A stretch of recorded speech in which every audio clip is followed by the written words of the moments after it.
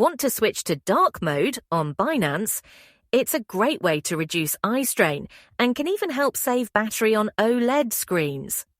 In this video, I'll guide you through the steps to enable it quickly and easily.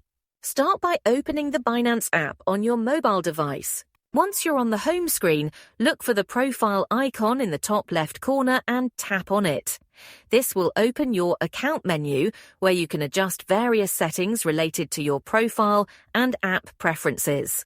Next, locate the gear icon in the top right corner and tap on it.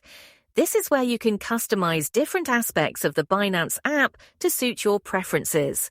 Now scroll down until you find the theme option and tap on it. Here, you'll see three options: light mode, dark mode, system default. To enable dark mode, simply tap on the dark option. Dark mode has several benefits.